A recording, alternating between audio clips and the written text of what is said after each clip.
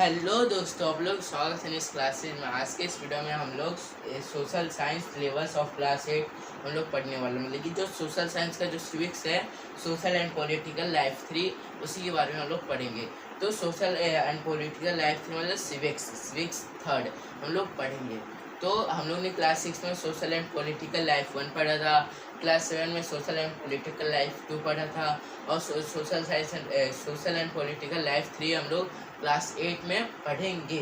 तो चलो शुरू करते हैं। जो इसका सिलेबस है तो वही हम लोग इस वीडियो में डिस्कस करने वाले हैं। तो ये जो मतलब कि बुक का जो फर्स्ट पेज है वो इस तरह है। ये मतलब फ्रंट पेज है और ये बैक पेज है। आई होप आपको समझ में आ गया। तो हम लोग इसका जो कितने चैप्टर हैं, क्या क्या नहीं है, वो हम लोग देख लेते हैं। अब देखते हैं फर्स्ट है unit 1 the constitutions and secularism. The constitution in the Indian constitution मतलब जो इंडिया का जो संविधान है। कॉन्स्टिट्यूशन का हिंदी में नहीं होगा संविधान। इंडिया का संविधान कैसा है और इन्हें मतलब कि कॉन्स्टिट्यूशन को किसने लिखा था। तो मैं आपको बता दूं कि इंडिया का जो कॉन्स्टिट्यूशन है वो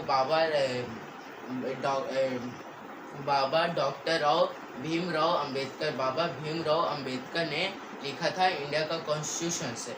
और सेकुलरिज्म का मतलब कि जैसे कि भारत में वो अलग अलग के तरह से कास्ट होते हैं। आपको पता है हिंदी, मुस्लिम, सिख, ईसाई, ये सब जो 4 कास्ट है वो मेनली इतने ही कास्ट होते हैं इंडिया मतलब भारत में। तो उसमें से और भी कास्ट है लेकिन मेनली यही 4 होते हैं। तो जो भारत देश है वो क्या है कि पहले क्या बोला जाता था, हिंदू का देश। अब यहाँ पे मुस्लिम भी आया है, सिख भी आए, ईसाई भी आए। तो क्या हुआ कि जब सबके तो समान ही व्यवहार चाहिए करना चाहिए ना सबके साथ, तो उसका लिए कैसे रूल बना कि कैसे बना, हिंदू के लिए अलग, मुसलमान के लिए अलग, तो कैसे रूल बना तो ये हम लोग देखेंगे। तो वैसे तो हिंदू, मुस्लिम, सिख, एक ईसाई हम लोग सब एक ही हैं, तो हम लोग हिंदुस्तान में रहते हैं। तो ये फर्स्ट चैप्टर में। तो यूनिट 1 में फर्स्ट चैप्टर में हम लोग देखेंगे द इंडियन कॉन्स्टिट्यूशन। तो इंडियन कॉन्स्टिट्यूशन के बारे में देखेंगे। और चैप्टर 2 में अंडरस्टैंडिंग सेकुलरिज्म हम लोग देखेंगे। फिर यूनिट 2 में parliament and making of law. Parliament क्या होता है, उसका क्या रूल बना है, वही हम लोग देखेंगे। तो थर्ड चैप्टर में हम लोग पार्लियामेंट एंड मेकिंग लॉ पढ़ेंगे। फिर यूनिट 3 में हम लोग द जुडिशरी क्या होता है, क्या है क्या नहीं है, वही हम लोग देखेंगे। चैप्टर 4 में है जुडिशरी। अब यूनिट 4 क्या है, सोशल जस्टिस एंड मार्जिनलिस्ट क्या होता है, वही हम लोग देखेंगे। चैप्टर 5 में अंडरस्टैंडिंग